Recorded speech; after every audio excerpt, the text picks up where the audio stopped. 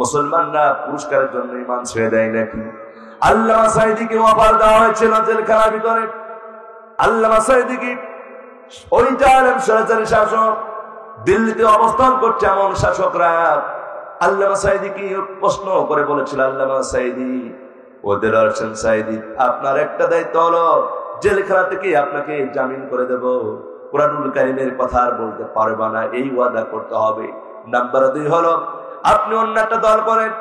আপনি যে দল করেন, যে জামাত ইসলাম বলেন আর যাই বলেন, এই দল করেন, এই দল আপনার ছাড়তে হবে। এই দল ছাড়া অন্য দল যদি আপনি করেন, ওই দলে যত টাকা লাগবে, পয়সা লাগবে, আমরা দেব। আল্লামা সাঈদী বলেছিলেন, ও জালেমের সরকার শোনো, আমি এই দলে এমনি আসি নাই, এই দলে এসেছি আমি জানি আল্লাহর দ্বীন কায়েমের আন্দোলন না করলে জাহান্নামে যেতে হবে। আমি জানি আল্লাহর কোরআন কায়েমের পক্ষে না থাকলে জাহান্নামে যেতে হবে। বুঝে শুনে আমি এই ইসলামের পক্ষে এসেছি। তোমার মতন জালেম স্বৈরাচারীর কাছে মাথা তো করতে পারি না, ঠিক কিনা? আমার বন্ধুগণ, আপনাদের কাছে বলতে চাই, আল্লামা সাঈদীর মতন করে, নিজামীর মতন করে, ইসলাম প্রিয় বীর মুক্তা আবু সাঈদের মতন করে বুকের তারা রক্ত যদি ঢেলে দিতে হয়, জানমালের কোরবানি করতে হয় আল্লাহর কোরআনের রাজ কায়েমের জন্য। আপনারা কি প্রস্তুত আছেন? প্রস্তুত আছেন কারা কারা? দুটি হাত তো দেখান তারা তারা।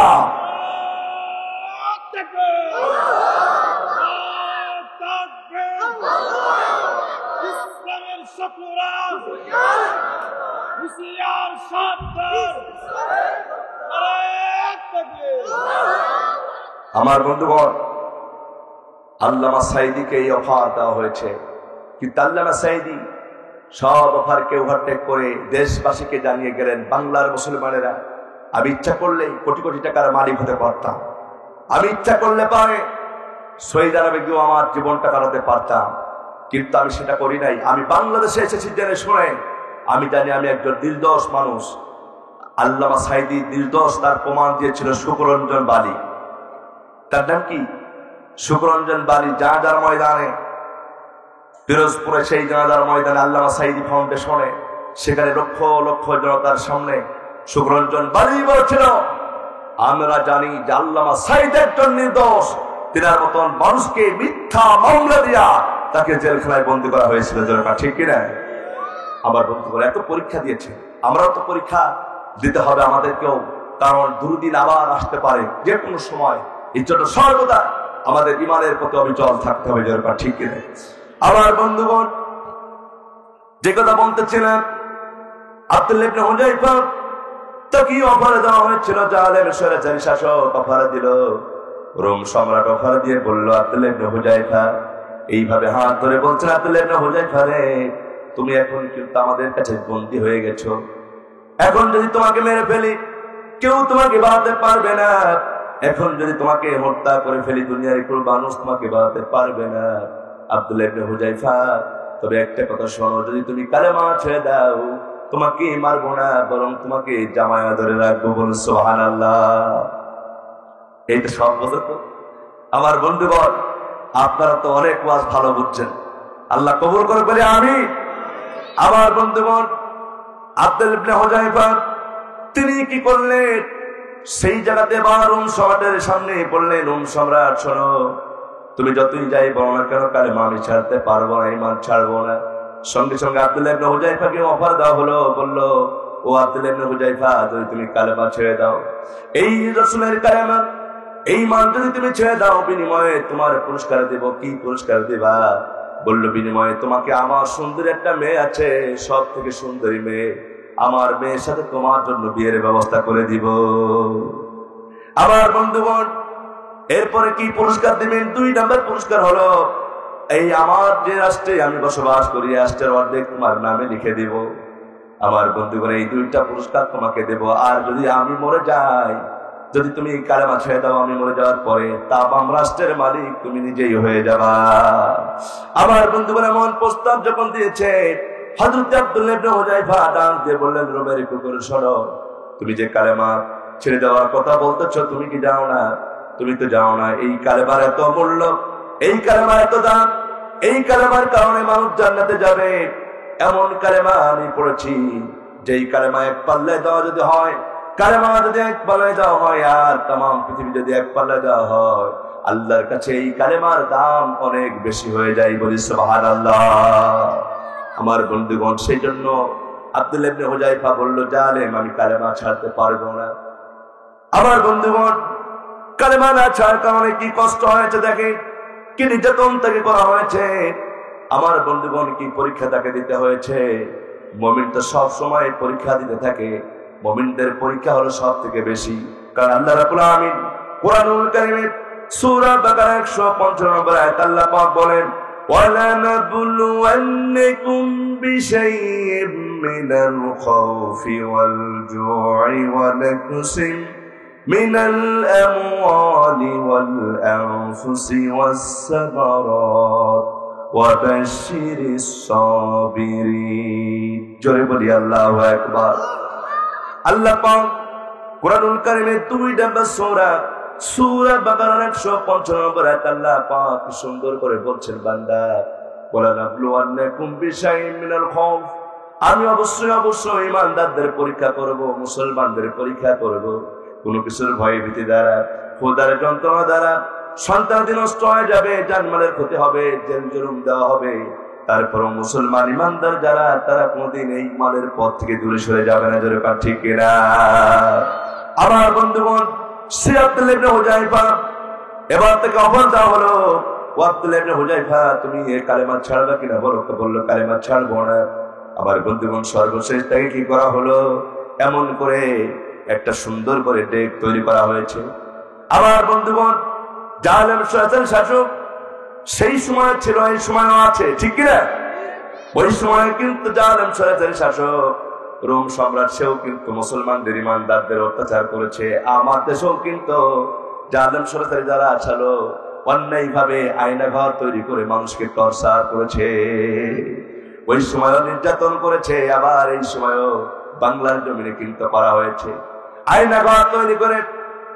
এরকম আল্লাহ ব্যক্তি, আমার বাম পাশে আল্লাহ ব্যক্তি, এরকম মানুষগুলোকে দেখলে, যারা দেখলে পারে মায়া চলে আসে, তারা এরকম মানুষগুলোকে নিরপরাধ মানুষদেরকে ধরে ধরে আয়নাঘরের ভিতরে নিয়ে গিয়া, ওদের একটা চেয়ার আছে, এই চেয়ারে বসে কারেন্ট দিয়ে এমন ধরে তাদেরকে ধরেছে করছে, একেবারে মানুষটাকে কারেন্ট শক দিয়া তার মাথার উপরে বড় ধরনের বাল্ব দিয়া এমন ধরে নির্যাতন করেছে।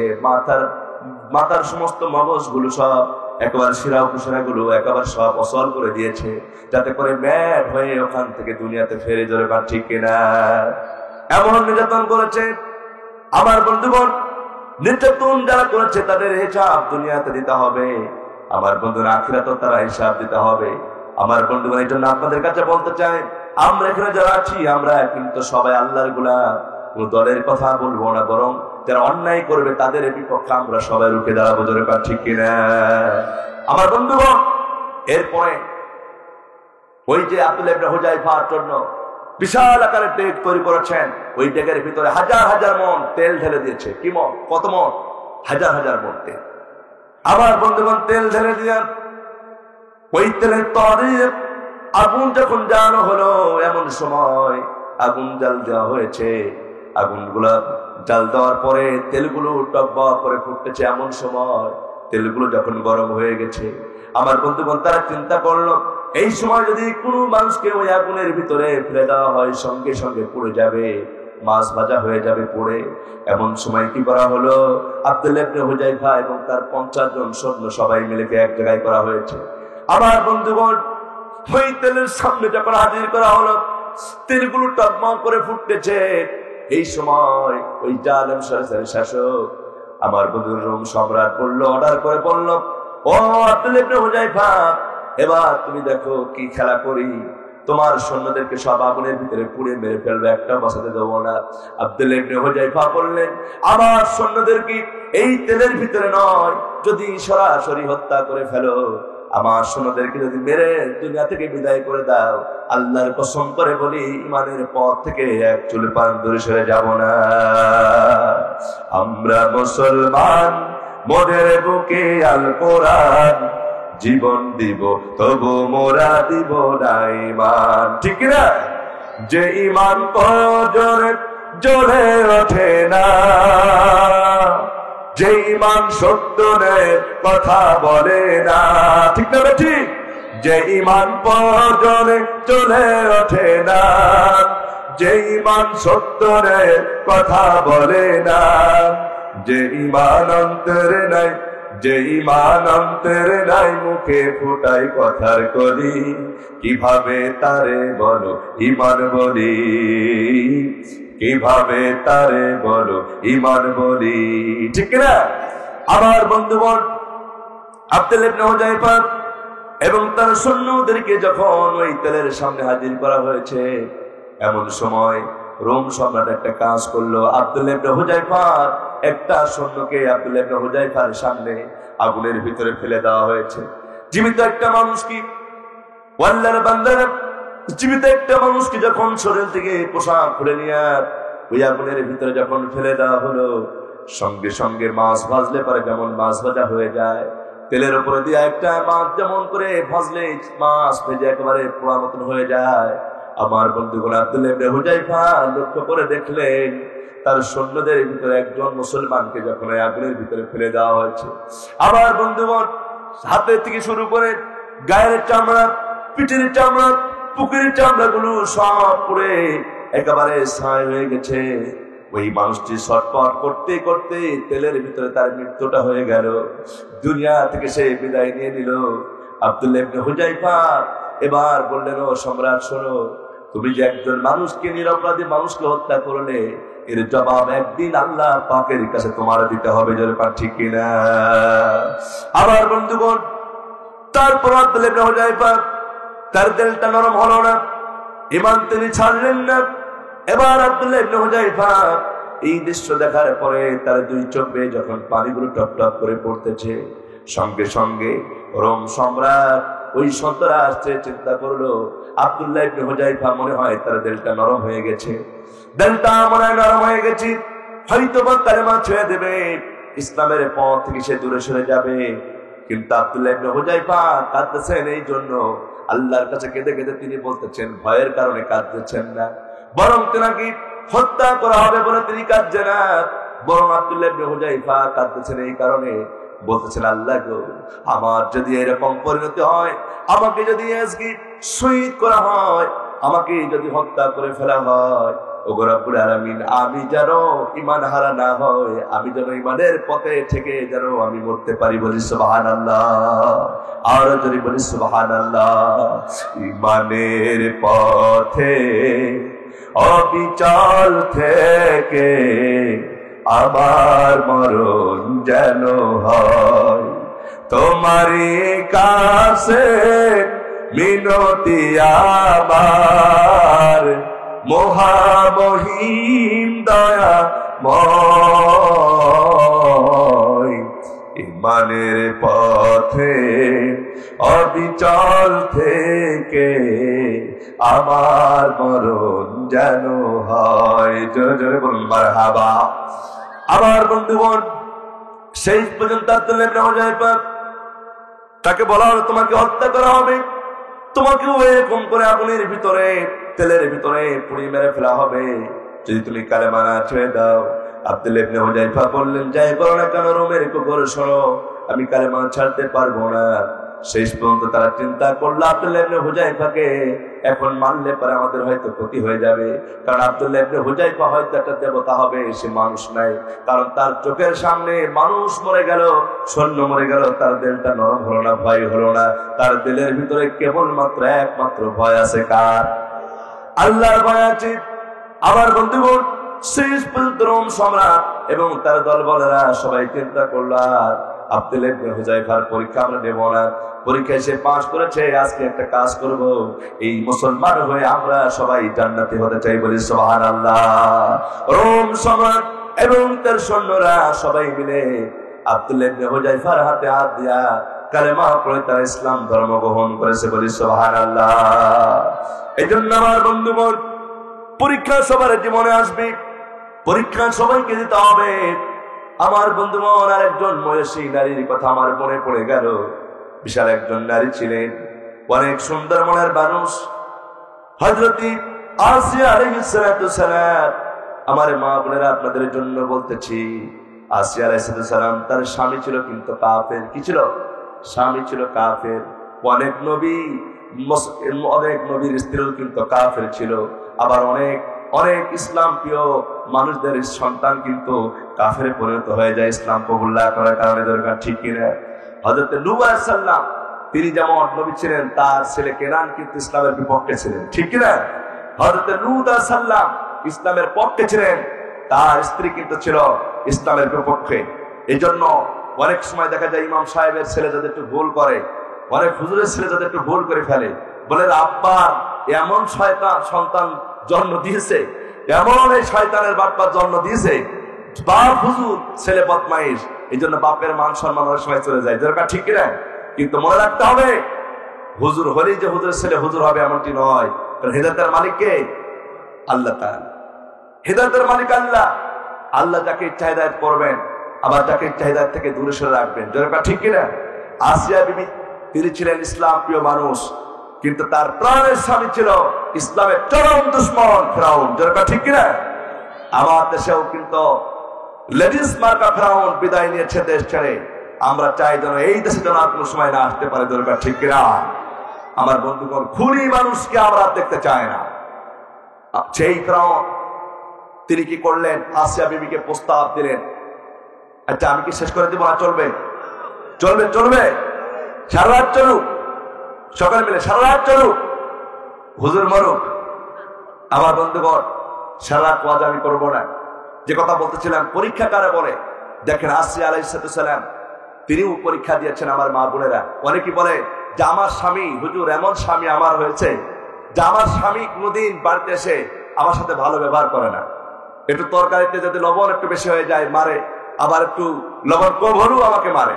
এরকম অনেক মা বোন অভিযোগ করে স্বামীর বিরুদ্ধে। কিন্তু আমি বলবো, মা তোমার স্বামী যত খারাপই হোক, আপনার আমার মা বোনেরা কান কা করে শুনুন, আপনার স্বামী যত খারাপই হোক ফিরাউনের মতো এরকম খারাপ ছিল না। দরকার ঠিক কিনা?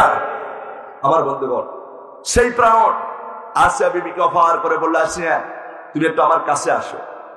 তখন আসিয়া বিবি বলে, আমার স্বামী তো কোনোদিন এমন করে আদর করে আমাকে ডাকে নাই, আজকে মনে হয় কিছু দাবি করবে মনে হয়। আমার বন্ধুগণ, কাছে থেকে আদর করে বলছে, আমার স্ত্রী আমি তোমাকে সব থেকে ভালোবাসি, তোমাকে অনেক সুন্দর লাগছে দেখতে। মেয়েদেরকে কিন্তু দেখবেন পটাতে হলে কিছু কিছু সময় তাদের প্রশংসা করলে খুশি হয়ে যায়। ঠিক না?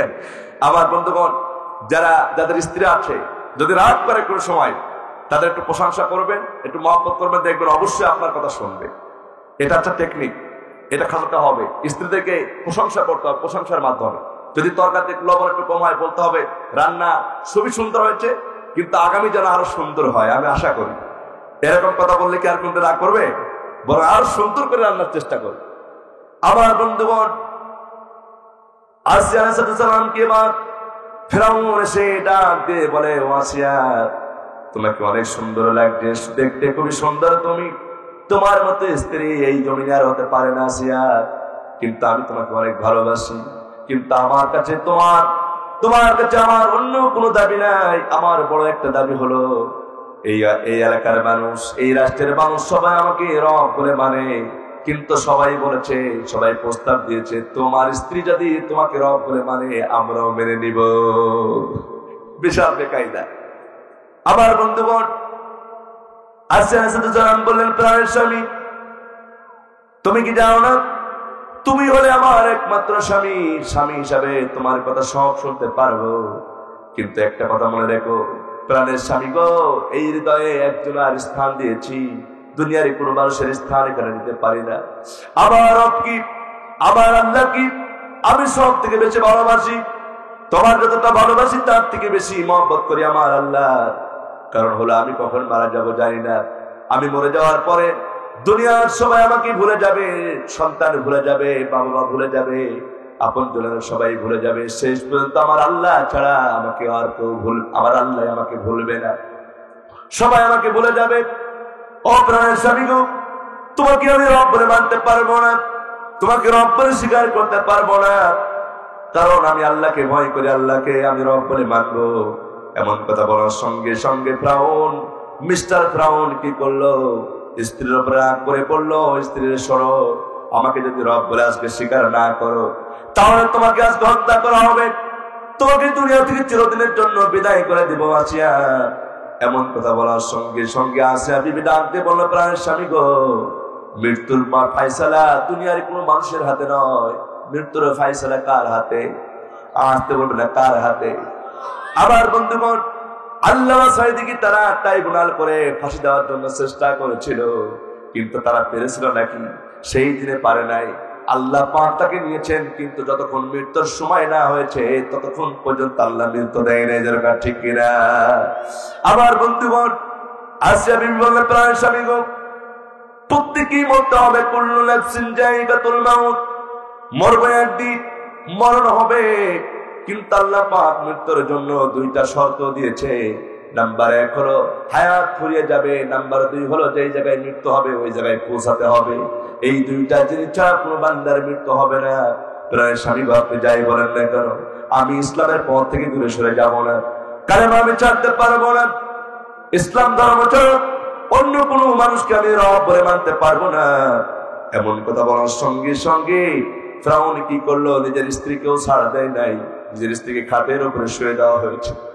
খাটের উপরে শুয়ে দেওয়ার পরে জাল্লাদকে অর্ডার করা হলো, জাল্লাদ এসে হযরত আসিয়া আলাইহিস সালামকে বলা হলো, আসিয়া বিবিকে তোমরা একটা কাজ করবা, তাকে হাত পা সুন্দর করে বেঁধেছে, শরীরের উপর অত্যাচার নির্যাতন শুরু করতেছে, আর বলছে, ও আসিয়া এখন কিন্তু সময় আছে, কালেমা ছেড়ে দাও। আসিয়া বিবি বললেন, প্রাণের স্বামী গো, তোমাকে এত ভালোবাসি, এত মহব্বত করি, কিন্তু তোমার আমার উপরে এত অত্যাচার নির্যাতন করছো কেন জানতে চায়। আসিয়া বিবি বলল, সঙ্গে সঙ্গে এই কথা বলার সঙ্গে সঙ্গে ফিরআউন ডাক দিয়ে বলে, আসিয়া রে, আমি তো রব হতে চেয়েছিলাম, আমাকে তুমি রব বলে স্বীকার করলে না, বরং তুমি বিদ্যার আঙ্গুলি দেখিয়ে আমাকে অত্যাচার করছো, আমার ওভারটেক করেছো। আসিয়া শুনে রেখো, যতক্ষণ পর্যন্ত তুমি কালেমা না ছাড়বা, ঈমান না ছাড়বা, আমাকে রব বলে স্বীকার না করবা, ততক্ষণ পর্যন্ত তোমাকে আমি অত্যাচার থেকে ছাড় দিব না। আমার বন্ধুগণ, আসিয়া আলাইহিস সালাম কেঁদে কেঁদে তিনি প্রার্থনা করে বলছেন, আল্লাহ গো, কি পরীক্ষা আমার দিচ্ছ আমি জানি না, আমার যদি মৃত্যু হয়ে যায়, আমি যদি মরে যাই, আমার যদি প্রাণ পাখিটা উড়ে যায়, মৃত্যু হওয়ার আগে তোমার কাছে আমার প্রার্থনা, আল্লাহ যদি আমি মরে যাই তোমার জান্নাতের পাশে, আমার কোনো দাবি নাই, শুধুমাত্র একটাই দাবি, আল্লাহ আমি যদি মরে যাই, শহীদ হয়ে যাই, তোমার জান্নাতের পাশে, তোমার আরশের পাশে আমাকে একটা ঘর বানিয়ে দিও। দুনিয়ার কোন ঘর আমার দরকার নাই, ও আল্লাহ জান্নাতের পাশে, তোমার পাশে, আরশের পাশে আমার একটা ঘর বানিয়ে দিও। ওই ঘরে থেকে থেকে যেন আল্লাহ তোমার কাছে আমি তোমাকে একটু যেন দেখতে পাই। আমার বন্ধুগণ, জান্নাতকে অর্ডার করা হয়েছে এমন সময় আসিয়া আলাইহিস সালামের মাথার উপরে শির বরাবর ধরে করাত ধরা হয়েছে, তরবারি ধরা হয়েছে। এমন সময় আসিয়া বিবি ওই সময় আল্লাহর কাছে প্রার্থনা করে বলেছেন, মালিক তুমি জান্নাতে তোমার পাশে আবার একটি ঘর বানিয়ে দিও,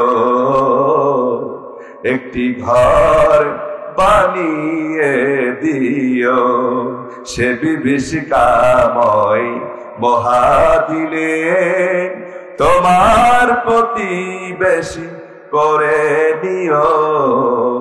মালিক তুমি জান্নাতে তোমার পাশে আমার একটি ঘর বানিয়ে দিও,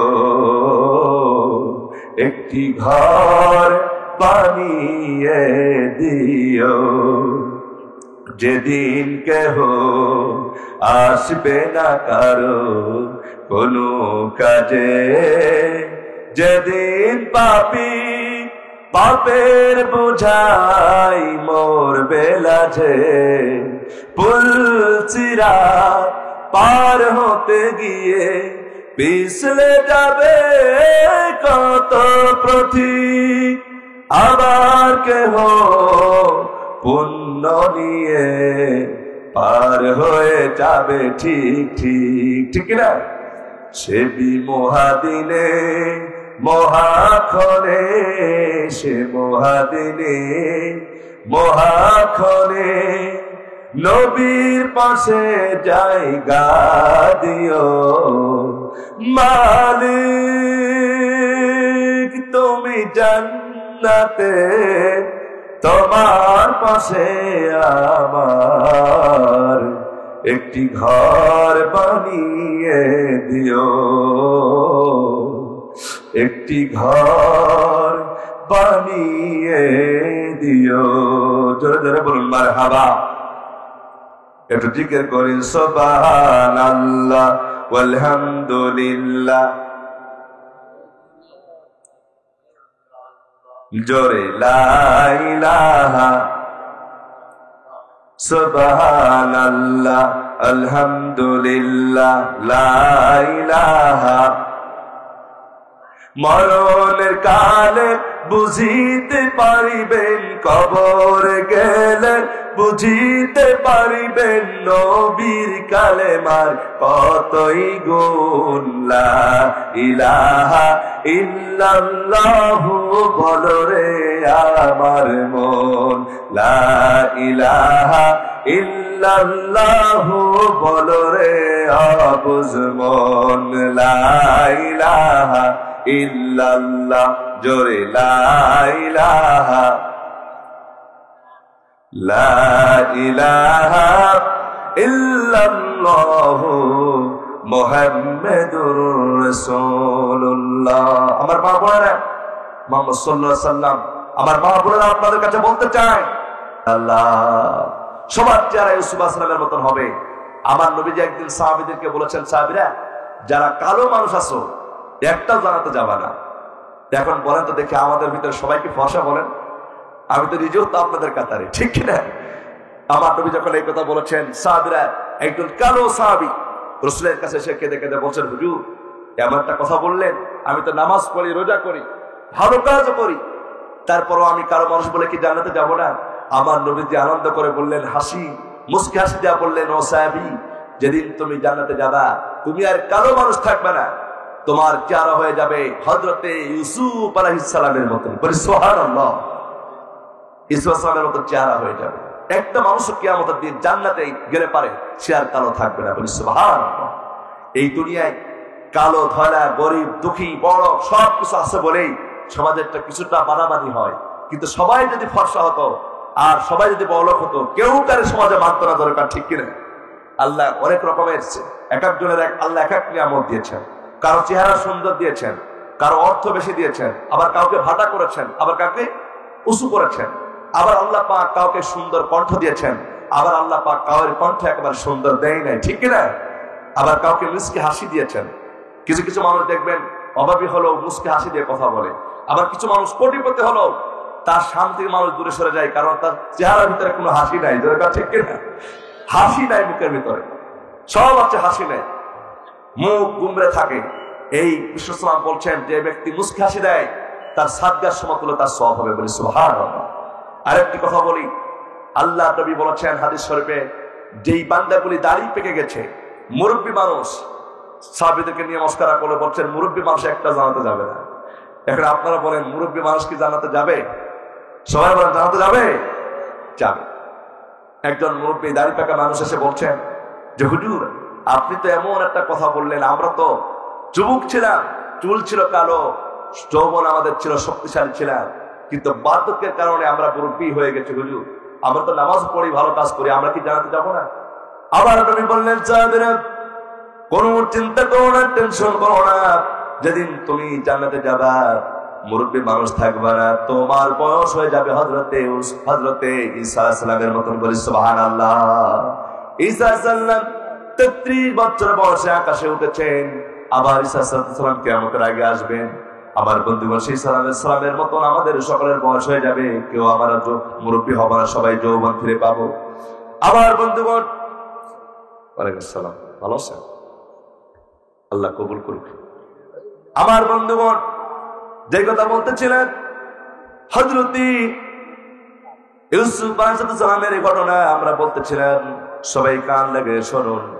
আমার বন্ধুগণ আজকে অন্য কোনো কথা আমি বলবো না, সুন্দর একটা ঘটনা আপনাদের সামনে নিয়ে এসেছি। ইমানের পরীক্ষা কারে বলে সেই বিষয়ে আলোচনা করতেছি। আমার দেশের মানুষের এমন অবস্থা হয়েছে, চুরি করে, ডাকাতি করে, জিনা করে, ব্যভিচার করে, আল্লাহর ভয় করে না। ধরে কার ঠিক কিনা? আল্লাহর ভয় থাকলে কোনো বান্দা চুরি করতে পারবে না, জিনা করতে পারবে না, পরের সম্পদ মেরে কেটে খেতে পারবে না, পরের জিনিস জোর করে দখল করতে পারবে না, যদি দিলের ভিতরে কেবলমাত্র আল্লাহর ভয় থাকে। ধরে কার ঠিক কিনা? আবার বন্ধুগণ, যে কথা বলতেছিলাম, কি সমস্যা নেই, আল্লাহ কবুল করুক বলে আমি। আবার বন্ধুগণ, যে কথা বলতেছিলাম, হযরত ইউসুফ আলাইহিস সালামের ঘটনা বলতেছিলাম, কেমন পরীক্ষা তিনি দিয়েছিলেন। দেখেন, ইউসুফ আলাইহিস সালাম যখন ছোট ছিলেন সেই সময় চেহারা অনেক ভালো ছিল। ইউসুফ আলাইহিস সালাম ইয়াকুব আলাইহিস সালামের সন্তান। সেই ইউসুফ আলাইহিস সালাম আস্তে আস্তে যখন বড় হতে লাগলেন, আবার বন্ধুগণ, ইয়াকুব আলাইহিস সালাম সব থেকে ছোট ছেলে হিসাবে হযরত ইউসুফ আলাইহিস সালামকে ভালোবাসতেন, মহব্বত করতেন, কিন্তু অন্য ভাইরা সহ্য করতে পারত না। আমার বন্ধুরা একদিন তারা চিন্তা করলো, যুক্তি করে বলল, ও আমার ভাইয়েরা, একটা কাজ করতে হবে, আজকে থেকে হযরতে ইউসুফকে আমাদের একদিন নিয়ে যেতে হবে, তাকে যে কোনো কায়দায় যদি না মারতে পারি তাহলে বাবা কোনোদিন আমাদের আর কেউ ভালোবাসবে না, সবাই ইউসুফের ভালোবাসবে। আমাদের সমাজে এমন আছে, ক্ষমতার লোভে, টাকা পয়সার লোভে মানুষ মানুষকে হত্যা করেছে। দরকার ঠিক কিনা? বাংলাদেশে এখন পেপার পত্রিকা খুললে প্রত্যেকটা দিন যে কোনো জায়গায় একটা একটা মানুষ হত্যা হচ্ছেই, বিভিন্ন কারণে, বিভিন্ন অর্থ লোভে, বিভিন্ন কারণে, বিভিন্ন দ্বন্দ্বের কারণে মানুষ হত্যা হচ্ছে। কিন্তু রাসূল বলেছেন, যেই বান্দা একজন মানুষকে হত্যা করলো সে যেন তামাম পৃথিবীর সব মানুষকে হত্যা করলো। কোন মানুষ যদি অন্যায় ভাবে একজন মানুষকে বাঁচায় দেয়, কোন মানুষ একজন মানুষকে খুশি করে নিজের জানটা বাঁচায় দেয়, তাহলে রাসূল বলছেন যে যা একটা মানুষকে জান বাঁচালো সে যেন তামাম পৃথিবীর সব মানুষকে বাঁচায় দিল। বলি সুবহানাল্লাহ। এই জন্য মানুষ হত্যা করা যাবে না, মহাপাপ। মানুষ হত্যা করা কি মহাপাপ। সিবাবুল মুসলিমুনা ফুসুকুন ওয়া কিতালুহু কুফরুন। আল্লাহ নবী বলেছেন, কোন মানুষ মুসলমানকে গালি দেওয়া হলো ফাসিক, আর কোন মানুষকে হত্যা করা হলো কুফরি। এই জন্য মানুষ হত্যা করা যাবে না। আমার বন্ধুগণ, হযরত ইয়াকুব আলাইহিস সালামের সন্তানেরা সবাই মিলে এবার যুক্তি করে বলতেছেন, আমার ভাইরা, হযরত ইউসুফকে আমাদের একদিন নিয়ে যেতে হবে, ইউসুফকে আমরা নিয়ে যাব, নিয়ে গিয়ে তাকে যে কোনো কায়দায় কুয়ার ভিতরে আমরা ফেলে দিব। এমন চূড়ান্ত তারা করেছে, তারা যুক্তি করলো। শেষ পর্যন্ত তার ইউসুফ আলাইহিস সালামের আরো 11টি ভাই সবাই মিলে চলে এসেছে ইয়াকুব আলাইহিস সালামের কাছে। এসে বলছিল, আমার বাবা ইয়াকুব আলাইহিস সালাম, আমরা তো প্রত্যেকদিন ছাগল চড়াতে যাই, মেষ চড়াতে যাই, আমাদের সাথে একদিন ইউসুফকে আমরা নিয়ে যেতে চাই। আমার বন্ধুগণ, ইয়াকুব আলাইহিস সালাম বললেন, আমি তোমাদের সাথে ইউসুফকে যেতে দেব না, কারণ তোমরা না জানি কখন দূরে সরে যাবা, আর আমার সন্তানটাকে না জানি কখন ডেকে নিয়ে যায়, বাগে ধরে ফেলে, এটা আমি বলতে পারি না, এই জন্য যেতে দেবো না। সঙ্গী সঙ্গী ছেলেরা বললো, বাবা, আমরা যদি ইউসুফকে নিয়ে যাই তার কাছ থেকে আমরা কেউ দূরে সরে যাব না, বরং তাকে নিয়ে আমরা আদর করে খেলা খেলবো, তাকে যত্ন করে রাখবো। সঙ্গে সঙ্গে আল্লাহর বন্ধুগণ, ইয়াকুব আলাইহিস সালাম চিন্তা করলেন, যদি এখন আমি না যেতে দিই তাহলে তারা সবাই আমাকে, আমার সাথে খারাপ ব্যবহার করবে, আমার সন্তানেরা। সেই জন্য নিজের সন্তানকে তিনি বললেন, যাও, আগামীকালকে নিয়ে যাবা। আমার বন্ধুগণ, ওই 11টি ভাই যুক্তি করে যখন ইউসুফকে নিয়ে গেছে, নিয়ে যাওয়ার পরে ইউসুফের শরীর থেকে পোশাকগুলো খুলে ফেলেছে। আমার বন্ধুগণ, পোশাক খুলে ইউসুফকে কি করলো, তার জামাটা খুলে ফেলেছে শরীর থেকে। এরপরে সবাই মিলে জোর করে যখন কুয়ার কাছে নিয়ে যাচ্ছে, এমন সময় ইউসুফ আলাইহিস সালাম ছোট্ট মানুষ ডাক দিয়ে বলে, আমার ভাইরা, কি অপরাধ আমি করেছি? আমি তো ছোট মানুষ, তোমাদের সাথে আমার কোনো দ্বন্দ্ব নাই, তোমাদের সাথে আমার কোনো গন্ডগোল নাই, তুমি কেন আমাকে এমন করে আমাদেরকে ফেলে দিচ্ছ? কি কারণে আমাকে ফেলে দিচ্ছ? সঙ্গে সঙ্গে তার ভাইরা বলছে, কি কারণে ফেলতেছি এটা তুই বুঝবে না রে, কারণ আমরা জানি বাবা তোর সব থেকে বেশি ভালোবাসে, আমাদের তো ভালোবাসে না, তোর না মানলে পারে আমরা বাবার ভালোবাসা থেকে বঞ্চিত হয়ে যাব। আবার বন্ধুগণ, অনেক লম্বা ঘটনা। ইউসুফ আলাইহিস সালাম কেমন নবী ছিলেন, কিভাবে তিনি আল্লাহর ভয় করে ঈমান বাঁচিয়েছেন, এবার সেই ঘটনা বলবো। ইউসুফ এবার যখন তার কুয়ার ভিতরে ফেলে দেওয়া হয়েছে, আল্লাহ রাব্বুল আলামিন, তারা মনে করেছিল, ইউসুফ আলাইহিস সালামের ভাইরা মনে করেছিল এটা মরণ কুয়া, আর আল্লাহ রাব্বুল আলামিন ওই মরণ কুয়া থেকে তুলে তাকে মিশরের সিংহাসনের বাদশা আল্লাহ বানায় দিয়েছে। বলি সুবহানাল্লাহ। সিংহাসনের বাদশা আল্লাহ বানায় দিয়েছে। এটা ক্ষমতা কার? সব ক্ষমতার মালিক কে? ইনিল হুকমু ইল্লা লিল্লাহ। কেবলমাত্র একমাত্র আইনদাতা বিধানদাতা কেবলমাত্র আমার আল্লাহ। দরকার ঠিক কিনা? আমার বন্ধুগণ, আল্লাহ বলছে আমি হলাম আল্লাহ, আমার সাথে যারা যায় পাল্লা ওদের মাথায় সময় মতো একটা রাখি না কোনো কাল্লা। ধরে বলুন সুবহানাল্লাহ। যারা মস্তানি করেছিল, যারা আলেমদেরকে নিয়ে ঠাট্টা করেছিল, ক্ষমতার পাওয়ার থেকে ছিল, মনে করেছিল 41 সাল পর্যন্ত থাকবো, আল্লাহর কি মহিমা, 41টা দিন পর্যন্ত থাকতে পারে নাই বাংলার জমিনে। দরকার ঠিক কিনা? 12 ভাগ খাওয়ার সুযোগ পায় নাই। এজন্য সকলকে বলতে চাই, অন্তত আল্লাহর ভয়ে অন্যায় কাজ আমাদেরকে ছেড়ে দিতে হবে। দরকার ঠিক কিনা? আমার বন্ধুগণ, এবার ইউসুফকে যখন ফেলা হলো, ওই ইউসুফ আলাইহিস সালামকে তিনি কেঁদে কেঁদে বলছেন, হায় আল্লাহ, এই কুয়ার ভিতরে আমি পড়ে গেছি, বাঁচবো কেমন করে? আল্লাহ তুমি ছাড়া আমার কেউ নাই। যখন আল্লাহ তাআলার কাছে কোনো বান্দা প্রার্থনা করে, ওই আল্লাহ তাআলা কিন্তু বান্দার প্রার্থনা কবুল করে তাকে বাঁচাই দেয়। বলি সুবহানাল্লাহ। আমার বন্ধুগণ, ইউসুফ আলাইহিস সালামকে এবার যখন তার কুয়ার ভিতরে ফেলে দিয়েছে, কুয়ার ভিতরে ফেলে দেওয়ার সঙ্গে সঙ্গে জিবরাইল আলাইহিস সালাম তাকে হেল্প করেছেন, সাহায্য করেছেন। ওদিকে তার ইউসুফের 12-11টি ভাই সবাই মিলে চলে গেল জামার ভিতরে। ইউসুফের সেই জামার ভিতরে রক্ত লাগিয়া সুন্দর করে যখন তারা যে কোনো কায়দায় রক্ত লাগিয়ে বাবার কাছে চলে গেছে, বলছেন আব্বা গো, আমরা খেলা খেলতে খেলতে অনেক দূরে চলে গেলাম, ইউসুফকে যখন আমরা একদিকে রেখে দিয়েছি, আমরা কিছুক্ষণ পরে এসে দেখি ইউসুফ তার নাই, তাকে নেকড়িতে ধরে নিয়ে গেছে, দেখো তার জামাই রক্ত। আমার বন্ধুগণ, সঙ্গে সঙ্গে ইয়াকুব আলাইহিস সালাম বুঝতে তার বাকি রইল না, তার আপন ভাইরা কি ষড়যন্ত্র করছে। আমার বন্ধুরা ইয়াকুব আলাইহিস সালাম সব বুঝেছেন যে তার সন্তানরাই তাকে অন্যায় ভাবে মেরেছে। এই কথা ইয়াকুব আলাইহিস সালাম বুঝতে পেরেছে, কিন্তু সন্তানদেরকে কিছু বলছে না। তার কারণ হলো ইয়াকুব আলাইহিস সালাম বলছেন, আমি যদি হক কথা এখন বলে ফেলি সমস্যা আছে না নাই? সমস্যা আছে।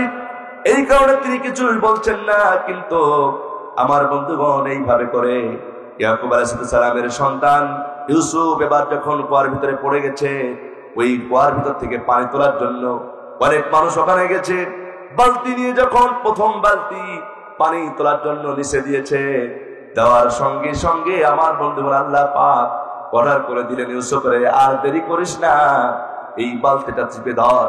আমার বন্ধুগণ, ওই বালতির ভিতরে হযরত ইউসুফ আলাইহিস সালাম যখন উঠেছে, সঙ্গে সঙ্গে আল্লাহ রাব্বুল আলামিন এমন কুদরতির খেলা, ওই কুয়ার ভিতর থেকে ইউসুফ আলাইহিস সালামকে আল্লাহ পাক ডাঙায় উঠায় দিয়েছে। বলি সুবহানাল্লাহ।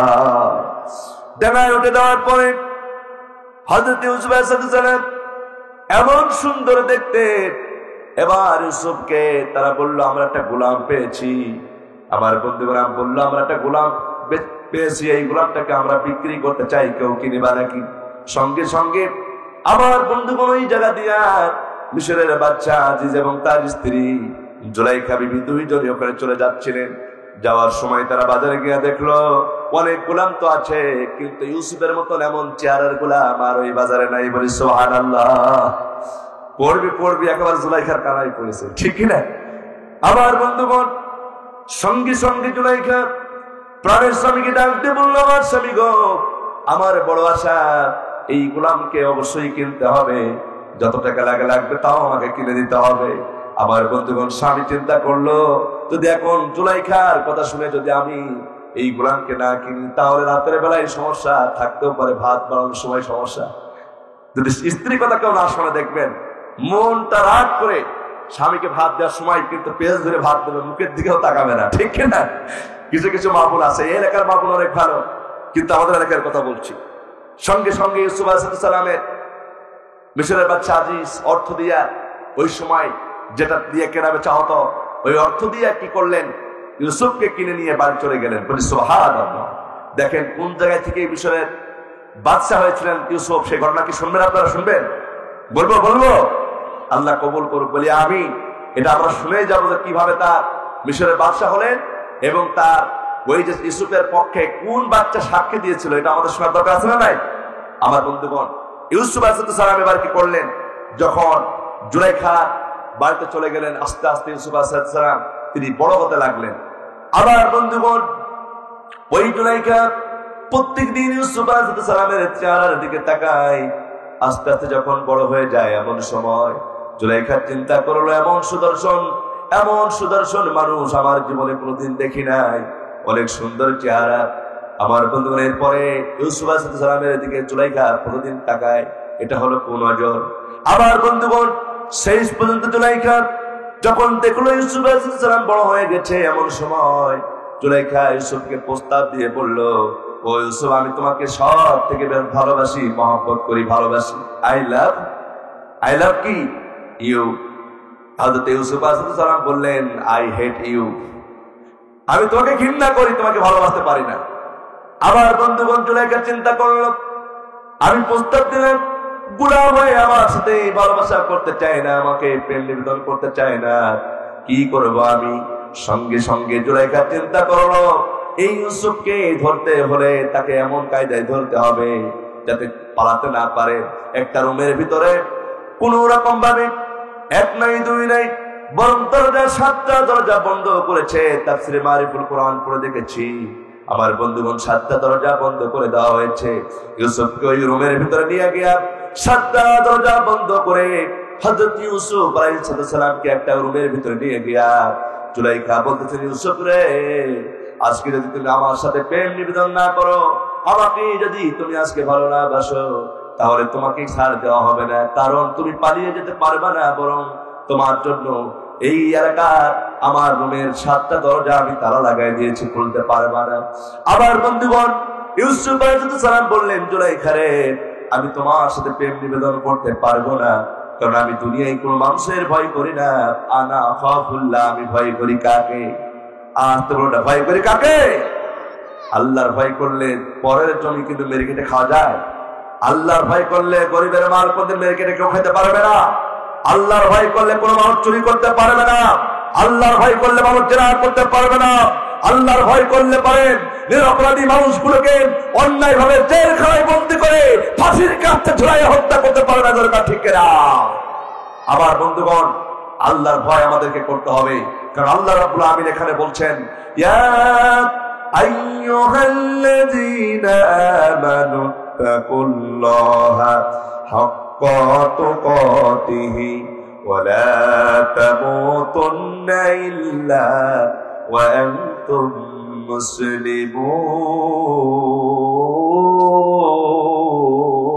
মুসলিমুন। আল্লাহ রাব্বুল আমিন বলেন, হে ইমানদারগণ, তোমরা আল্লাহকে যথাযথভাবে ভয় করো, ওয়ালা তামুতুন্না ইল্লা ওয়া আনতুম মুসলিমুন, আর মুসলমান না হয়ে কেউ তোমরা কবরে শোও না। আমার বন্ধুগণ, ইউসুফ আলাইহিস সালাম এবার বললেন, জুলাইখা, তুমি যতই যাই বলো না কেন, যাই করো না কেন, আল্লাহর কসম করে বলি, আমি তোমাকে প্রেম নিবেদন করতে পারবো না। এমন কথা যখন ইউসুফ আলাইহিস সালাম বলেছেন, সঙ্গী সঙ্গী ওই রুমের ভিতরে ইউসুফ আলাইহিস সালাম লক্ষ্য করে দেখলেন, জুলাইখা আস্তে আস্তে করে তার শরীর থেকে পোশাকগুলো খুলতেছেন। পোশাকগুলো খুলে একটা মূর্তি আছে, মনিব আছে, ওই মনিবের মুখটা সুন্দর করে পোশাক খুলে খুলে ঢেকে দিচ্ছে। আমার বন্ধু ইউসুফ আলাইহিস সালাম জিজ্ঞাসা করলেন, জুলাইখা, তুমি নিজে উলঙ্গ হচ্ছ, নিজের শরীরটাকে তুমি উলঙ্গ করে ফেলছো, আর এই মূর্তির মুখটা কেন ঢেকেছো জানতে চায়। সঙ্গে সঙ্গে হযরত ইউসুফ আলাইহিস সালামের সামনে জুলাইখা ডাক দিয়ে বলল, ও ইউসুফ, তুমি কি জানো না, আমার পরিবারের সামনে, আমার মূর্তির সামনে যদি আমি পাপ কাজ করি, এটা লজ্জাজনক ব্যাপার। এই জন্য আমার মূর্তিটা নিজের শরীরের পোশাক খুলে খুলে ঢেকে দিতেছি।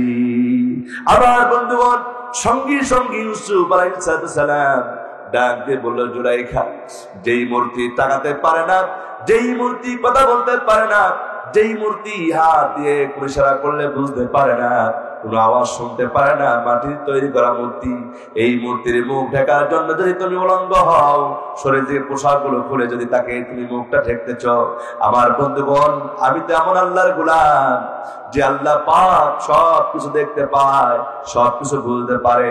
আমি যে পাপ করতেছি, আমি যদি অন্যায় করি, আমার আল্লাহ পাক সবকিছু দেখতে পারে, বুঝতে পারে। সুতরাং আমি আমার ওই আল্লাহ তাআলার মুখ আমি কি দিয়া ঢেকবো? আবার বন্ধুগণ, এমন এমন কথা যখন বলেছেন, জুলাইখা কি করলো?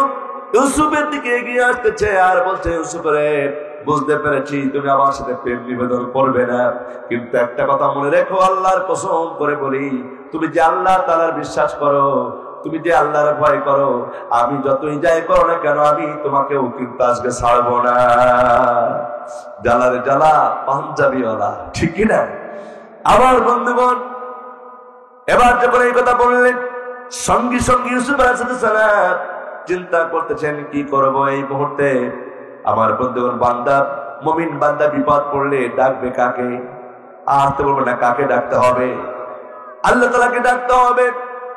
আমার বন্ধুগণ, ইউসুফ আলাইহিস সালাম দুনিয়ার কোনো মানুষকে ডাকে নাই, কোনো মানুষের কাছে তিনি সাহায্য চান নাই, বরং তিনি আল্লাহ রাব্বুল আলামিনের কাছে সাহায্য চেয়ে বললেন, হে আল্লাহ তাআলা, আমি বড় বিপদে পড়ে গেছি, বড় মুসিবতে পড়েছি।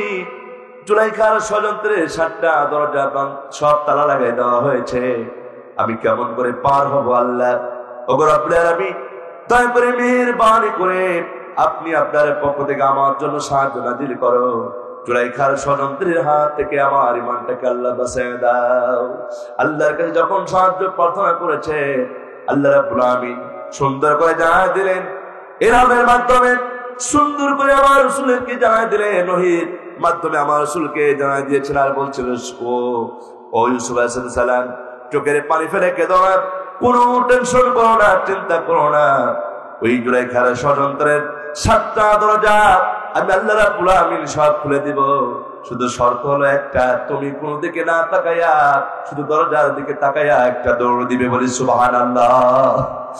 আমার বন্ধুগণ, হযরত ইউসুফ আলাইহিস সালাম ওই জুলাইখার দিকে না তাকাইয়া দরজার দিকে তাকাইয়া যখন দৌড় দিয়েছেন, আমার ভাইয়েরা, দৌড় দেওয়ার সঙ্গে সঙ্গে আল্লাহ রাব্বুল আলামিন যখন দরজার সামনে যখন ইউসুফ হাজির হয়ে যায়, সঙ্গে সঙ্গে এক এক করে ওই জুলাইখার ষড়যন্ত্রের দরজাগুলি আল্লাহ খুলে দেয়। বলি সুবহানাল্লাহ। আমার বন্ধুগণ, এইভাবে করে যখন 7টা দরজা 6টা দরজা যখন খুলে গেছে, আর মাত্র একটা দরজা বাকি। আমার বন্ধুগণ, হযরত ইউসুফ আলাইহিস সালাম দৌড়ে গিয়ে ওই দরজার সামনে যখন চলে গেছে, এমন সময় ওই দরজাটা খুলতেছে না, 7ম দরজাটা খুলতেছে না। আমার বন্ধুর এদিকে জুলাইখা দৌড়ে এসে হযরত ইউসুফ আলাইহিস সালামের কাছাকাছি চলে এসেছেন। জুলাইখা এবার লক্ষ্য করে দেখলেন ইউসুফ পালিয়ে যাবে, এমন সময় পেছনের দিক থেকে ধরে এমন ধরে জামা টেনে ধরেছে, জামা পেছনে ছিঁড়ে গেছে। আল্লাহর গোলাম ইউসুফ একটি বারের জন্য জুলাইখার দিকে তাকাই নাই। আমার বন্ধুগণ, ইউসুফ আলাইহিস সালাম জামা ছিঁড়ে গেল, তারপর তিনি দৌড় দিতে লাগলেন। দরজার কাছে যখন চলে গেলেন, 7ম দরজা যখন খুলে গেল, এমন সময় ওই ইউসুফ এবং জুলাইখা দুইজনে মিলে মিশরের বাদশা আজিজের সামনে দেখা হয়ে গেছে। মিশরের বাদশা আজিজ ওই জুলাইখার স্বামী, তেনার সামনে যখন দুইজনের দেখা হয়ে গেল, মিশরের বাদশা আজিজ আবার চিন্তা করলে এই দুইজন দৌড়ে আসলো কেন, কারণটা কি জানতে চায়। সঙ্গে সঙ্গে মিশরের বাদশা আজিজ ওই জুলাইখাকে জিজ্ঞাসা করলো, জুলাইখা, তোমার চেহারাটা এমন কেন? কি হয়েছে তোমাদের দুজনের? তোমাদের ভাব মুহূর্ত তো ভালো না, তোমাদের চেহারা তো ভালো না, কি হয়েছে তোমরা একটু বলো আমার সাথে। সঙ্গে সঙ্গে জুলাইখা কেঁদে কেঁদে বলতেছেন, মহিলারা কিন্তু নানা রকমের ঢল করতে পারে, নানা রকমের ঢং করতে পারে। 18 কলা মহিলাদের সব মহিলা এমন নাই। আমার মা বোনেরা, আপনাদের উদ্দেশ্যে বলছি না, জুলাইখা কেমন ছিল দেখো। এইরকম ভাবে জুলাইখা এবার তার স্বামীর কাছে কেঁদে কেঁদে বলছে, স্বামী গো, এই যে ইউসুফ, এ হলো সব থেকে একটা বড়, এই ইউসুফ হলো সব থেকে বড় একটা বাটপার। এ আমার সাথে এমন খারাপ কিছু করতে যাচ্ছিল, আমি দুধ কলা দিয়া কষ্ট করে তাকে মানুষ বানিয়ে, আমি তো মানুষ বানায় কাল সাপ পুষেছি, এ আমার সাথে খারাপ কিছু করতে যাচ্ছিল। এখন আপনারা বলেন তো দেখি, ইউসুফের কোন দোষ আছে নাকি? দোষ আছে? আছে। ইউসুফ যেমন দোষ করে নাই, বাংলাদেশে ওই ইউসুফের মতন আল্লাহর কোরআনের পাখি, তিনার কোনো দোষ ছিল না, দোষ চাপাইয়া তাকে জেলখানায় দেওয়া হয়েছিল, ঠিক কিনা? আমার বন্ধুগণ, হযরত ইউসুফ আলাইহিস সালাম এবার মিশরের বাদশা আজিজের সামনে বললেন, ও বাদশা আব্দুল আজিজ, আপনি হলেন এই রাষ্ট্রের বাদশা, আমি যদি সত্য কথা বলে আপনি বিশ্বাস করবেন না, আমার কথাও আপনি মানবেন না, কারণ আমি জানি কারণ স্ত্রীর পক্ষে আপনার থাকতে হবে, কারণ স্ত্রীর পক্ষে যদি আপনি না হন আপনার সাথে স্ত্রীর গন্ডগোল বেঁধে যাবে। আমি আপনার আপনি কেউ নাই, কিন্তু একটা কথা বলতে চাই, আমি ওই জুলাইখার দিকে তাকাই নাই, তার সাথে কোনো খারাপ কিছু করি নাই, কিন্তু মিশরের বাদশা আজিজ বলতেছে তুমি যে খারাপ কিছু করো নাই তার প্রমাণটা কি? তুমি যে কিছু করো না হুজুর তার প্রমাণটা কি? আমার বন্ধুগণ, এবার ইউসুফ আলাইহিস সালাম চিন্তায় পড়ে গেলেন, কি করব, কাকে সাক্ষী হাজির করব? এই মুহূর্তে আমার আল্লাহ যদি আমাকে সাহায্য না করে আমি তো বিপদে পড়ে যাব। আমার বন্ধুগণ, এই দুনিয়ার কোন বিপদে পড়লে সাহায্য আমার আল্লাহ করবে, কিন্তু তার শর্ত হলো কেবলমাত্র একমাত্র আমার আল্লাহর কাছে সাহায্য যেতে হবে। যেরকম ঠিক কিনা? হযরত ইউসুফ আলাইহিস সালাম এবার তাকে বলা হলো তুমি যে নির্দোষ তোমার পক্ষে সাক্ষী হাজির করো। ইউসুফ আলাইহিস সালামের পক্ষে কিন্তু কোনো সাক্ষী নাই। আমার বন্ধুগণ, এবার ইউসুফ আলাইহিস সালামকে যখন এই কথা বলা হলো সাক্ষী আনো, ইউসুফ আলাইহিস সালাম বললেন আমি এখন কোনো সাক্ষী দিতে পারবো না, আমার রব যেটা বলে, আমার আল্লাহ যেটা বলে সেটাই আমি করব। আল্লাহর পক্ষ থেকে বলা হলো ইউসুফের তুমি টেনশন করো না, চিন্তা করো না, যখন মিশরের বাদশা আজিজ বিচারে বসে যাবে ওই সময় তোমার পক্ষে সাক্ষী দেবে 6 মাসের একজন ছোট বাচ্চা তোমার পক্ষে সাক্ষী দেবে। বলে সুবহানাল্লাহ। 6 মাসের শিশু কথা বলতে পারে? আপনাদের এলাকায় এমন আছে নাকি যে 6 মাসের বাচ্চা কথা বলতে পারে? আছে? পারবেন না। ছোট্ট মানুষ কথা বলতে পারে না, কিন্তু কথায় বলায় কে? আজ তোমরা কথা বলায় কে? ইন্নাল্লাহা আলা কুল্লি শাইইন কাদির, নিশ্চয় আমার আল্লাহ তাআলা সর্ব বিষয়ে সর্বশক্তিমান। বলি সুবহানাল্লাহ। আমার বন্ধুগণ, শুধুই ওই ছোট বাচ্চা নয়, জন্মের পরপরই একজন মানুষ এই দুনিয়ার কথা বলেছেন, তিনি আর কেউ নয়, তিনি হলো হযরতে ঈসা আলাইহিস সালাম। ঠিক কি না? আরেকটা ঘটনা আমার মনে পড়ে গেল, ঈসার ঘটনা যদি মনে পড়ে গেল একটু বলি, কেউ কষ্ট নেবেন না আমার বন্ধুরা, আমার মা বোনেরা সকলে মন লাগায় শোনেন, কান লাগায় শোনেন। হযরত ঈসা আলাইহিস সালাম তিনার মাকেও কিন্তু অপবাদ দেওয়া হয়েছিল। এমন অপবাদ, যখন ঈসা আলাইহিস সালামের মায়ের গর্ভে ঈসা আলাইহিস সালাম যখন এসেছিলেন, এই সময় ঈসা আলাইহিস সালামকে বলা হলো তুমি জিনাকার, তুমি নষ্ট মহিলা। এই কথা বলার পরে ঈসা আলাইহিস সালামের মাকে কি করা হলো? ওই সমাজ থেকে মানুষ সবাই মারধর করে তাড়িয়ে দিল। আমার বন্ধুগণ, যেদিকে চোখ চলে যায় সেই দিকে ঈসা আলাইহিস সালামের মা মরিয়ম তিনি চলে গেলেন। এরপরে যখন সন্তান প্রসব হবে এমন সময় আল্লাহ রাব্বুল আমিন ঈসার মা মরিয়মকে আল্লাহ পাক এমন ঘুম পাড়িয়ে দিয়েছে, কোন সময় ঈসা সাল্লাম জন্ম নিয়েছে মরিয়ম তা টের পায় নাই। বলি সুবহানাল্লাহ।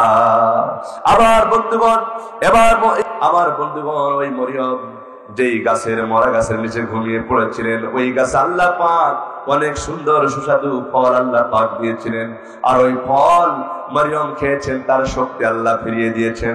এরপর আল্লাহ রাব্বুল আমিন মরিয়মকে অর্ডার করে দেওয়া হলো, মরিয়ম যাও, তোমার এলাকায় চলে যাও, এখানে থাকা যাবে না। আমার বন্ধুগণ, মরিয়ম চলে আসলেন কোলের ছোট্ট বাচ্চা ঈসাকে নিয়ে। যখন তিনি চলে আসলেন, আসার পরে বলছেন আল্লাহ আমি যদি সমাজের কাছে যাই, সমাজের মানুষ আমাকে মারধর করবে আর বলবে এই জিনাকারী এই বদমাইশ মহিলা কেন আসলো। সঙ্গে সঙ্গে এই কথা বলার সঙ্গে সঙ্গে আল্লাহ রাব্বুল আমিন বলেন, ও মরিয়ম কোনো চিন্তা করো না, টেনশন করো না, তোমার কোনো জবাব দেওয়া লাগবে না, তুমি শুধু বলবা আমি ওজাদার, আমি তোমাদের সাথে কথা বলবো না, বরং তোমাদের সাথে কথা বলবে এই ঈসা ছোট্ট মানুষ, সে তোমাদের সাথে কথা বলবে। বলে সুবহানাল্লাহ। সবাই মিলে গ্রামবাসী এসে ওই ছোট্ট বাচ্চা দুল্লায় থাকা ঈসা আলাইহিস সালামকে জিজ্ঞাসা করলেন, ও ঈসা বলো তো দেখি তোমার আসল জন্মদাতা কে, তোমার পরিচয়টা কি? হযরত ঈসা আলাইহিস সালাম বললেন, ও সমাজের লোকেরা, আমার কোনো পিতা নাই, আমার কোনো পিতা নাই, আমার মা একজন সতী নারী, আমার মা কোনো জিনাকারী নারী নয়, বরং আল্লাহর পক্ষ থেকে আমার মায়ের গর্ভে আল্লাহ পাক আমাকে পাঠাইছেন। সুতরাং আমার মা একজন সতী নারী, আমার মা হল একজন ভালো নারী, যেতে কোনো সন্দেহ নাই। বলি সুবহানাল্লাহ। সঙ্গে সঙ্গে তারা অবাক হয়ে গেল ছোট্ট বাচ্চার কথা শুনে। এরপরে ঈসার মা মরিয়মকে আল্লাহ পাক সম্মান দিয়ে দিয়েছেন। বলি সুবহানাল্লাহ। এমন সম্মান মরিয়মকে দিয়েছে আল্লাহ রাব্বুল আলামিন কুরআনুল কারীমে একটা সূরা মরিয়ম নামে সূরাটা নাযিল করে দিয়েছেন। বলি সুবহানাল্লাহ। আমার বন্ধুরা যে কথা বলতেছিলেন, হযরত ইউসুফ আলাইহিস সালামের পক্ষে ওই ছোট বাচ্চাটা সাক্ষী দেবে। কি সাক্ষী? আমার বন্ধুগণ, তখন মিশরের বাদশা আজিজ বলতেছিল, ইউসুফ রে, তুমি কি আমাদের সাথে তাল ভাড়া করতেছো নাকি? এই ছোট বাচ্চা কোনদিন সাক্ষী দিতে পারে? এই বাচ্চা তো কথা বলতে পারে না, এখন দুধ খাইতেছে, ও কেমন করে কথা বলবে? হযরত ইউসুফ আলাইহিস সালাম বললেন, আল্লাহ যদি ইচ্ছা করে অবশ্যই দুধ খাওয়া বাচ্চা দিয়েও আল্লাহ কথা বলাতে পারে। বলি সুবহানাল্লাহ। আমার বন্ধুগণ, সঙ্গী সঙ্গে আল্লাহ রাব্বুল আলামিন যখন ওই আমার বন্ধুগণ ইব্রাহিম ইউসুফ আলাইহিস সালামের কাছে যখন ওই বাচ্চাটা চলে আসলো, আসার পরে ইউসুফ আলাইহিস সালাম বাচ্চাটার মাথায় হাত বুলিয়ে দিয়েছেন। যখন হাত বোলানো শুরু করে দিয়েছেন, বাচ্চা শুধু চিৎকার করে কাঁদতেছেন, কোনো কথা বলে না, কোনো কথা বলার ক্ষমতা হলো না। এরপরে যখন ইউসুফ আলাইহিস সালাম বাচ্চার জন্য সুন্দর করে হাত বুলিয়ে যখন দোয়া করে ফেললেন, সঙ্গে সঙ্গে কান্নাটা বন্ধ হয়ে গেল। আর ওই 6 মাসের শিশু বাচ্চা ডাক দিয়ে বলল, গো মিশরের বাচ্চা আজিজ, আমি ছোট্ট মানুষ হতে পারি, কিন্তু আমি সত্য কথা আজকে বলে দিব, কারণ ইউসুফ আলাইহিস সালামের পক্ষে সাক্ষী যদি না দিয়ে আজকে সে বিপদে পড়ে যাবে। সঙ্গী সঙ্গী ওই ছোট বাচ্চাটা ডাক দিয়ে বলল, বাচ্চা ও বিচারক, তুমি শোনো, ইউসুফ আলাইহিস সালামের যদি পেছনের জামা যদি ছিঁড়া থাকে, তাহলে মনে রাখতে হবে জুলাইখা হলো বড় দোষী, আর যদি হযরত ইউসুফ আলাইহিস সালামের পেছনের জামা ছিঁড়া না থাকে, তাহলে ইউসুফ হলো নির্দোষী। আমার বন্ধুগণ, ইউসুফ আলাইহিস সালামের পেছনের জামা যদি ছিঁড়া থাকে, তাহলে জুলাইখা হয়ে যাবে দোষী, আর ইউসুফের সামনের জামা যদি ছিঁড়া থাকে, তাহলে ইউসুফ হবে দোষী।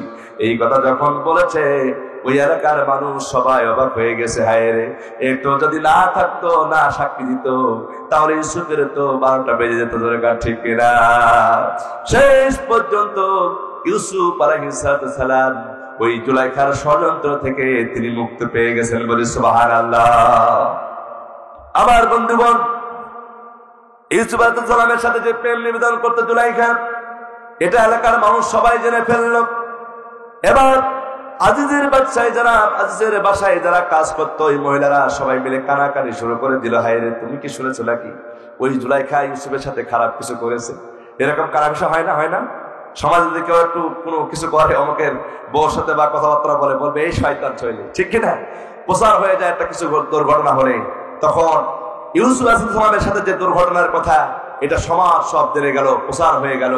এবার জুলাইখা চিন্তা করছেন, আমার তো মান সম্মান আর থাকবে না, এই গোলামের সাথে এই কুকর্মের কথা সবাই জেনে গেল, আমার সম্মান তো থাকবে না। শেষ পর্যন্ত একটা ঘটনা করলো, ইউসুফ আলাইহিস সালামকে একটা বিশাল একটা খোলা ময়দানে নিয়ে যাওয়া হলো, আর ওই জায়গায় মহিলা যত আছে সবাই মিলে বললো, ও জুলাইখা, তুমি কি জন্য ইউসুফের জন্য পাগল হয়ে গেছে? সে তো একজন গোলাম, তুমি কি জন্য পাগল হয়েছ?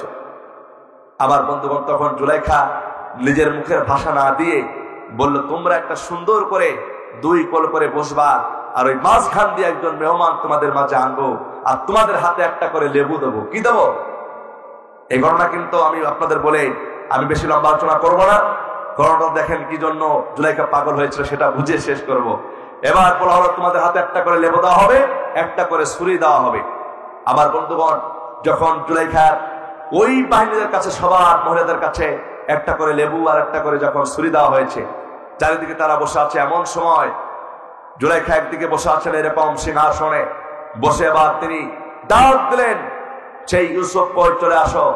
আমার বন্ধুগণ, হযরত ইউসুফ আলাইহিস সালাম তিনি মাথাটা নিচু করে সুন্দর করে যখন হাঁটতেছেন, আমার বন্ধুগণ, ইউসুফ আলাইহিস সালাম যখন হাঁটতে হাঁটতে যখন তাদের সামনে দিয়ে চলে আসলো, আর ওদিকে অর্ডার করে হলো, তোমরা সুন্দর করে তোমাদের হাতের লেবুটা এবার সবাই মিলে কাটতে শুরু করো।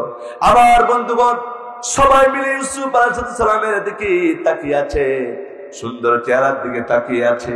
আর এদিকে যখন অর্ডার পেয়েছে হাতের লেবু কাটতে, তারা লেবু কাটতে গিয়া লক্ষ্য করে তারা টের পায় নাই ইউসুফের দিকে তাকাতে গিয়া লেবু কাটার পরিবর্তে তাদের সবার হাতের আঙ্গুলগুলো কেটে সব সারকার হয়ে গেছে, রক্ত বাইর হয়েছে।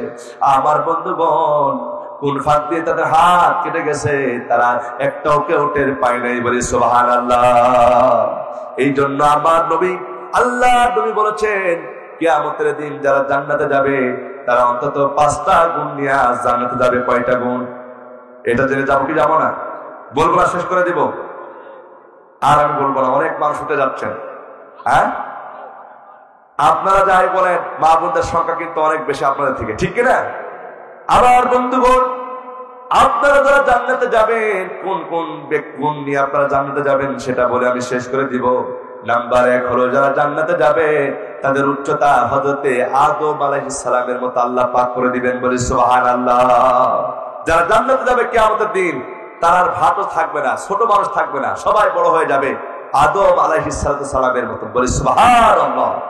আমার বন্ধুগণ, কোন বর্ণনা এসেছে আদম আলাইহিস সালাম 60 120 হাত মতো লম্বা ছিলেন, বলি সুবহানাল্লাহ। আমার বন্ধুগণ, সেই আদম আলাইহিস সালামের মতো উঁচু আমরা হয়ে যাব। নাম্বার 2 হলো, আল্লাহর নবী বলেছেন, যারা জান্নাতে যাবে তাদের চেহারা হয়ে যাবে হযরতে ইউসুফ আলাইহিস সালামের মতো। নাম্বার 3 হলো, যেই মানুষগুলো জান্নাতে যাবে তাদের কণ্ঠ হযরতে দাউদ আলাইহিস সালামের মতো হয়ে যাবে। নাম্বার 4 হলো, যেই বান্দাগুলো জান্নাতে যাবে কিয়ামতের দিন তাদের বয়স হয়ে যাবে হযরতে ঈসা আলাইহিস সালামের মতো, সুবহানাল্লাহ। কেউ আর মুরব্বী হবে না, যুবক থাকবে। নাম্বার 5 হলো, কিয়ামতের দিন যেই মা বোন, যেই ভাইরা জান্নাতে যাবে তাদের চরিত্র হয়ে যাবে বিশ্বনবী জনাবে মুহাম্মদুর রাসূলুল্লাহ সাল্লাল্লাহু আলাইহি সাল্লামের মতন তাদের চরিত্র হয়ে যাবে, বলে সুবহানাল্লাহ।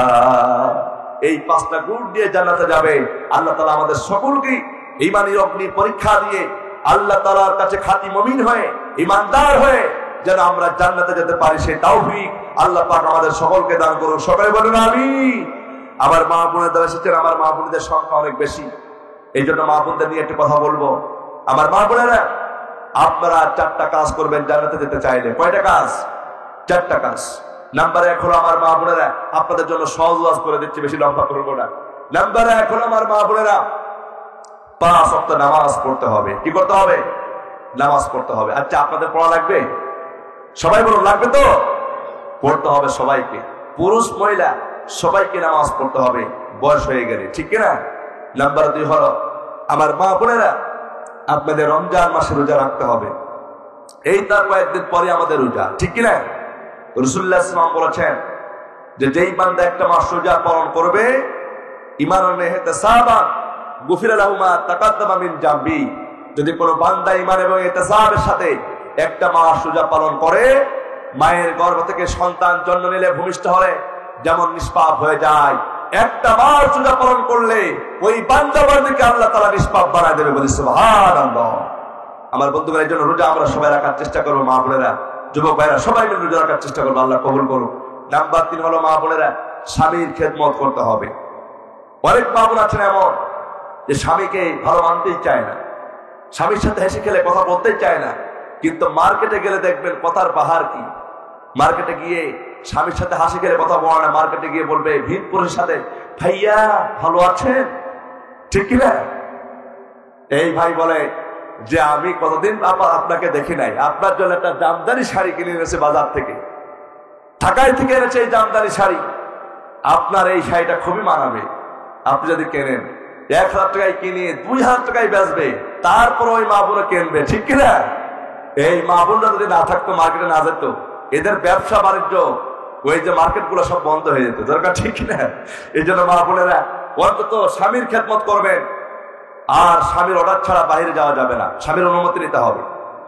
আমি স্পষ্ট করে বলছি, স্পষ্ট করে আমি একটা কথা বলি, আমার ওয়াইফ, আমার স্ত্রী, যিনি আমি বিয়ে করার পরে আল্লাহর কাছে আমার মতনই হয়েছে, মনের মতন, যে আমি যেখানেই যাক না কেন, যদি আমার শ্বশুর বাড়ি থাকে আমার স্ত্রী, সেও কিন্তু আমার পারমিশন না নিয়ে আর একটা বাড়ি যাবে না, ফোন দিয়ে অনুমতি নেবে, তারপরে যাবে যদি আমি অনুমতি দিই।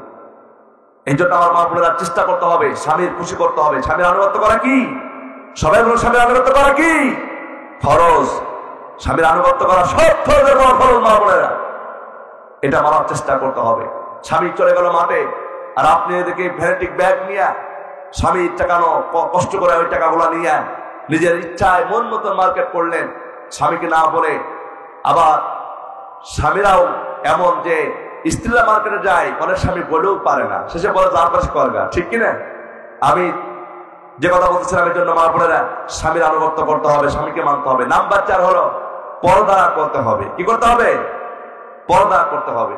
তো স্বামীরা অনেক সময় স্ত্রীর কাছে পারে না। কেমন? একটা স্বামী কি করেছেন, কষ্ট করে জোন খেটে স্ত্রীর জন্য একটা শাড়ি কিনে এনেছে, সুন্দর শাড়ি। এক জায়গায় বেড়াতে গেছে, বন্ধুরা কিনে সবাই, ওই স্বামী চিন্তা করছে আমার স্ত্রীর জন্য যদি একটা কিনে নিয়ে যায়, অন্তত আমার খোকার মা খুশি হবে, শাড়িটা নিয়ে যায়। নিয়ে গেছেন, বাড়িতে যাওয়ার পরে বলছেন যে আব্দুল্লাহর মা বা আব্দুর রহিমের মা, শোনো, এই শাড়িটা তোমার জন্য গিফট দিলাম আজকে, সারা জীবন তো আমি কিছু দিতে পারি নাই, শাড়িটা দিলাম অন্তত তোমার জন্য। বলছে একটা শাড়ি হলো, এ পরা মতো না, একটা শাড়ি ভালো নাই। বলছে না, শাড়িটা ভালো, দেখো পরো, ভালো, সমস্যা নেই। তো বললো যে শাড়ি আমি পরবো না, পছন্দ হয় আমার। বলছে তাহলে আমি এত কষ্ট করে কিনে দিলাম, এই শাড়িটা যদি পছন্দ নাই হয়, আগামীকালকে যা পছন্দ হয় এটা কিনে নেছো। তখন স্ত্রী কি করেছে, নিজে নিজে কিনে আসার পরে কয়েকদিন ব্যবহার করার পরে ওই শাড়িটা কি করেছে, একেবারে রংটা উঠে সব শেষ হয়ে গেছে। তখন ওই স্বামী ডাক দিয়ে বলে, আমার স্ত্রী শোনো, আমি যে তোমার জন্য শাড়ি কিনেছিলাম, এই শাড়ির তো কোনো রংটা কিছু ওঠে নাই, আর তোমার শাড়ির তো রং সব উঠে গেল ছাতা। তখন বলতেছে, দেখো তুমি তো কিছু বোঝো না, শাড়ির রং উঠলে কি হবে, পারি ভালো আছে, ঠিক না? স্বামীর কাছে হার মানতে চায় না। এই জন্য মা বোনেরা স্বামীকে সম্মান দিতে কথা বলতে হবে, স্বামীরাও স্ত্রীর সাথে সম্মানজনক কথা বলতে হবে, তাকে কষ্ট দেওয়া যাবে না। স্বামীরাও স্ত্রীকে ভালোবাসবেন, আবার স্ত্রীরাও স্বামীকে ভালোবাসবেন। সবাই তাহাজ্জুদ, এই জন্য আপনাদের কাছে বলতে চাই, 4টা কাজ আমার মা বোনেরা করবেন। নামাজ পড়বেন 5 ওয়াক্ত, সামনে রমজান মাসে রোজা রাখবেন, স্বামীর খেদমত করবেন, পর্দা করবেন। এই 4টা কাজ করলে আল্লাহর জান্নাতের 8টি দরজা আমার মা বোনদের জন্য আল্লাহ খুলে দেবে, বলি সুবহানাল্লাহ। আল্লাহ আমার মা বোনদেরকে 4টা কাজ করে জান্নাতে যাওয়ার সৌভাগ্য দান করুক। কারণ আমার মা বোনেরা, তেনাদের পেট থেকেই কিন্তু আমরা হয়েছি, ঠিক কিনা? আমার মা বোনদের সম্মান আমার আল্লাহ দিয়েছেন। আমরা পুরুষ, আমাদের পায়ের তলে জুতার মোজা, মা বোনদের পায়ের তলে আমার আল্লাহর জান্নাত, বলি সুবহানাল্লাহ। সন্তানের জন্য বেহেশত। এই জন্য আমার মা বোনদেরকে আল্লাহ তাআলা জান্নাতে যাওয়ার সৌভাগ্য দান করুক। সকলে বলুন আমিন। সকলে সুস্থ কামনা করে যারা মাহফিল আয়োজন করেছেন, যারা টাকা দিয়ে সহযোগিতা করেছেন, সকলের জন্য দোয়া করেই এখানে শেষ করছি। আপনাদের কাছে যে কথা বলেছিলাম, আমি প্রথমেই বলেছিলাম সূরা আনকাবুত থেকে, যে আল্লাহ তাআলা আমাদের অবশ্যই পরীক্ষা নেবেন, জানমালের ক্ষতি দ্বারা, ভয় ভীতি দ্বারা, ক্ষুধার যন্ত্রণা দ্বারা। সব পরীক্ষায় যদি আমরা পাস করতে পারি, অবশ্যই আল্লাহ পাক আমাদেরকে জান্নাত দান করে, বলি সুবহানাল্লাহ। সেই কাঙ্ক্ষিত সেই জান্নাত অর্জন করার তৌফিক আল্লাহ পাক আমাদেরকে দান করুক, বলি আমিন। আনফুসানা ওয়া ইল্লাম তাগফির লানা ওয়া তারহামনা লানাকুনান্না মিনাল খাসিরিন। وربنا لا تزغ قلوبنا بعد إذ هديتنا وهب لنا من لدنك رحمة إنك أنت الوهاب। আল্লাহ তাআলা, আমরা তোমার গুনাহগার বান্দা বান্দি একত্রিত হয়ে আজকের এই মাহফিলে যারা আসতে পেরেছি এবং বসতে যারা পেরেছি, এই মাহফিলের আয়োজন যারা করেছেন আর শোনার জন্য দূর দূরান্ত থেকে কষ্ট করে যারা এসেছেন, বিনিময় কাল কিয়ামতের দিন যেদিন মা তার সন্তানকে ভুলে যাবে, সন্তান তার মায়ের পরিচয় দিবে না, যেদিন মানুষ কাঁদতে কাঁদতে চোখের পানিগুলো শেষ হয়ে যাবে, এমন কঠিন মুসিবতের সময় এ মাহফিল আমাদের সকলের জন্য নাজাতের মাধ্যম আল্লাহ বানায় দিও। আল্লাহ তাআলা তামাম পৃথিবীর মাটির নিচে যত মায়ের মুমিন মুমিনাত ইমানের সাথে মারা গেছে, আল্লাহ দয়া করে মেহেরবানি করে সকলের কবরের আযাবকে আল্লাহ মাফ করে দাও রব্বুল আলামিন। ফিলিস্তিনের মুসলমান সহ গোটা পৃথিবীর মুসলমানদের উপরে তোমার খাস রহমত আল্লাহ নাজিল করো রব্বুল আলামিন। तमाम পৃথিবীতে মুসলমানদের আল্লাহ স্বাধীনতা দান করো আল্লাহ তাআলা। বিশেষ করে কোরআনের পাখি, যার কথা না বললেই নাই, বিশ্বনন্দিত মুফাসসির শহীদ মরহুম আল্লামা দেলোয়ার হোসেন সাঈদী সহ যত মানুষ ইসলামী আন্দোলন করতে গিয়ে জীবন দিয়েছে, আল্লাহ দয়া করে মেহেরবানি করে সকলের কবরের আযাবকে মাফ করে দাও। আল্লাহ তাআলা আমাদের হাত তুলেছি, আমিন আমিন বলতেছি। আল্লাহ আমাদের অনেকের জনম দুঃখিনী পিতা দুনিয়া থেকে বিদায় হয়ে গেছে, গর্ভধারিণী মা দুনিয়া থেকে বিদায় হয়ে গেছে। আল্লাহ পিতারা মাতারা সন্তানেরা তোমার দরবারে দুটি হাত তুলেছি। রব্বুল আলামিন দয়া করে মেহেরবানি করে আমাদের হাতগুলো কবুল করে নিয়া আমাদের যাদের পিতা মাতা দুনিয়া থেকে বিদায় হয়ে গেছে, আল্লাহ পিতা মাতার কবরের আযাব মাফ করে দিয়া কবরটাকে জান্নাতের বাগিচা বানায় দাও। আল্লাহ তাআলা যেই কবরে থাকবে ওই কবরের সাথে তোমার জান্নাতের সাথে কানেকশন করায়া দাও। রব্বির হামহুমা কামা রব্বায়ানি সগীরা وقل رب ارحمهما كما ربياني صغيرا। আল্লাহ তাআলা বিশেষ করে আমরা যারা হাত তুলেছি, আল্লাহ আমার যুবক ভাইরা যারা হাত তুলেছেন যুবকদেরকে খালিদ বিন ওয়ালিদের মতো কবুল করে নাও। পৃথিবীর সমস্ত চাঁদরা যারা হাত তুলেছেন, আল্লাহ সাদেরকে আবু বকরের মতো ওমরের মতো আল্লাহ কবুল করে নাও। আমার মা বোনেরা হাত তুলেছে, আল্লাহ আমার মা বোনদেরকে আল্লাহ খাদিজার সাথে আয়েশার সাথে জান্নাতে যাওয়ার সৌভাগ্য করে দাও, স্বামী সোহাগিনী বানায় দাও। ওগো রব্বুল আলামিন আজকের মাহফিলে সম্মানিত সভাপতি হাজী মোহাম্মদ সাইফুদ্দৌলা শাহী, আল্লাহ আজকের মাহফিলের সম্মানিত সভাপতিকে আল্লাহ তুমি কবুল আর মঞ্জুর করে দাও। আল্লাহ তাআলা আজকের মাহফিলের দ্বিতীয় বক্তা হাফেজ মাওলানা রুহুল কুদ্দুস যশোরী, আল্লাহ আমার রুহুল কুদ্দুস ভাইকে আল্লাহ তুমি কবুল আর মঞ্জুর করে নাও। রব্বুল আলামিন বিশেষ করে আজকের মাহফিলের আল্লাহ পরিচালক হাফেজ জাকির হোসেন সহ আমাদের সকলকে আল্লাহ তোমার দ্বীনের জন্য কবুল করে নাও। আল্লাহ তাআলা আমার কাছে দোয়া চেয়েছেন, আল্লাহ জনাব আব্দুল লতিফ লতা, আল্লাহ তিনার স্ত্রী অসুস্থ, আমার কাছে দোয়া চেয়েছে, আল্লাহ চাচাজানের স্ত্রীকে আল্লাহ তুমি সুস্থ করে দাও। ওগো রব্বুল আলামিন সেই সাথে যারা কথা বলেছেন, আল্লাহ আল্লাহ তাআলা অ্যাডভোকেট মঞ্জুর কাদের সাহেব, আল্লাহ তুমি তিনাকে সহ মঞ্চে যত আমরা আছি, আল্লাহ এই ওয়ার্ডের মেম্বার সহ আমাদের সকলকে তোমার দ্বীনের জন্য কবুল করে নাও। আল্লাহ তাআলা আমাদের হাত তুলেছি, জীবনে কত গুনাহ করেছি, জানা অজানা কবিরা সগীরা শিরকি বিদাতি নিফাকি যত প্রকারের গুনাহ করেছি, আল্লাহ আমাদের গুনার দিকে তাকায়ও না, তোমার বান্দা মনে করে আল্লাহ তোমার রহমান নামের উসিলা করে আমাদের জীবনের গুনাহগুলিকে মাফ করে দাও। রব্বুল আলামিন এই জগদীশপুর গ্রামের যুব সমাজ যারা কষ্ট করে মাহফিল আয়োজন করেছে আর যারা সহযোগিতা করেছে, আল্লাহ সকলকে তোমার দ্বীনের জন্য কবুল করে নাও। যুবকদেরকে আল্লাহ ইসলামের পক্ষে কাজ করার তৌফিক দিয়ে দাও। আল্লাহ তাআলা এই জগদীশপুর গ্রামে যত আপনজন মারা গেছে আমাদের, আল্লাহ এই গ্রামের যত মানুষ মারা গেছে সকলের কবরের আযাবকে আল্লাহ মাফ করে দাও। আল্লাহ তাআলা খাস করে আমাদের দোয়াকে কবুল করে নাও। সকলে মিলেমিশে কোরআনের মাহফিল দিতে পারি সে তৌফিক দিয়ে দাও। আল্লাহ তাআলা বিশেষ করে জগদীশপুর গ্রাম আল্লাহ নুরানি হাফিজিয়া মাদ্রাসার সকল ছাত্রদেরকে আল্লাহ তুমি কবুল আর মঞ্জুর করে নাও। আল্লাহ বিশেষ করে আমাদের মৃত্যুর সময় যখন হয়ে যাবে, মালাকুল মউত যখন মাতার কাছে চলে আসবে, আল্লাহ এই কঠিন সময় ইমানের সাথে মরতে পারি তৌফিক দিয়ে দিও। রাব্বানা তাকাব্বাল মিন্না ইন্নাকা আনতাস সামিউল আলিম ওয়া তুব আলাইনা ইন্নাকা আনতাত তাওয়াবুর রহিম। আল্লাহ তাআলা আমার বাংলাদেশকে আল্লাহ ইসলামের জন্য কোরআনের জন্য আল্লাহ কবুল করে নাও। আমাদের সকলের মৃত্যুর সময় জবানে জারি করে দিও কালেমা লা ইলাহা ইল্লাল্লাহু মুহাম্মাদুর রাসূলুল্লাহ সাল্লাল্লাহু আলাইহি ওয়াসাল্লাম। আসসালামু আলাইকুম ওয়া রাহমাতুল্লাহি ওয়া বারাকাতুহু।